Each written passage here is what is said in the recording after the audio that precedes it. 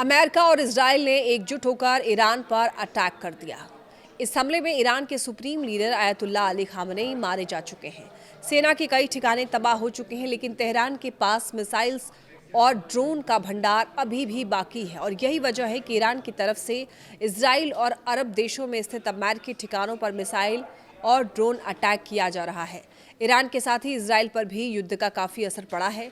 व्यापक पैमाने पर तबाही मची है। अमेरिका और इजराइल का अनुमान था कि खामेनेई के मारे जाने के बाद ईरान आसानी से सरेंडर कर देगा, पर इसके आसार फिलहाल नजर नहीं आ रहे हैं। दूसरी तरफ दुनिया भर में एनर्जी संकट जैसी स्थिति पैदा हो गई है। ऐसे में इजराइल के रुख में नरमी दिखने लगी है। बेंजामिन नेतन्याहू बैकफुट पर दिख रहे हैं।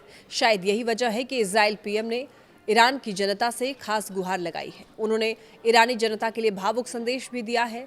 इजराइल के प्रधानमंत्री बेंजामिन नेतन्याहू ने ईरान की जनता को संबोधित करते हुए ये कहा, दरअसल भावनात्मक संदेश जारी किया है। उन्होंने कहा है कि मौजूदा हालात ईरान के लोगों के लिए जीवन में एक बार मिलने वाला अवसर है, जिसके जरिए वो आयतुल्लाह खामनेई के शासन को हटाकर अपनी स्वतंत्रता हासिल कर सकते हैं। नेतन्याहू का यह बयान ऐसे समय में आया जब क्षेत्र में तनाव और संघर्ष लगातार बढ़ रहा है।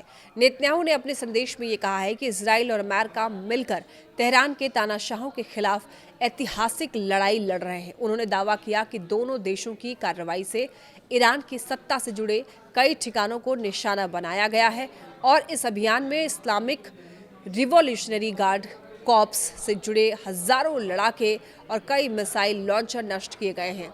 हमारा टारगेट ईरानी शासन के ठिकाने। नेतन्याहू इजरायली प्रधानमंत्री ने कहा है कि उनकी सैन्य कार्रवाई का लक्ष्य केवल ईरानी शासन के ठिकाने हैं, न कि आम नागरिक। उन्होंने ये कहा कि इजराइल पूरी कोशिश कर रहा है कि ईरान की जनता को किसी तरह का नुकसान ना पहुंचे। उनके मुताबिक इजराइल खुद को ईरान के लोगों का सहयोगी मानता है और उनकी संस्कृति, संप्रभुता और विरासत का सम्मान करता है। नेतन्याहू ने अपने संबोधन में दावा किया कि आयतुल्लाह और उनके सहयोगी अब भाग रहे हैं और उनके पास छिपने की कोई सुरक्षित जगह नहीं बची है। उन्होंने ये कहा है कि आने वाले दिनों में ऐसी परिस्थितियां बनाई जाएंगी जिससे ईरान की जनता अपने भविष्य का फैसला खुद कर सके। प्रधानमंत्री नेतन्याहू ने ईरान के लोगों से आह्वान किया कि वो इस मौके के लिए तैयार रहें। उन्होंने कहा कि सही समय बहुत तेजी से नजदीक आ रहा है और जब वो समय आएगा तो आगे की जिम्मेदारी ईरान की जनता को सौंपी जाएगी। नेतन्याहू ने भरोसा जताया कि ईरान के लोगों के लंबे समय से देखे जा रहे सपने हकीकत में बदल सकते हैं। एक्सपर्ट्स के अनुसार देखिए, नेतन्याहू का ये मैसेज केवल सैन्य कार्रवाई का बयान नहीं है, बल्कि ईरान के भीतर राजनीतिक बदलाव को लेकर दिया गया एक खुला संकेत भी माना जा रहा है।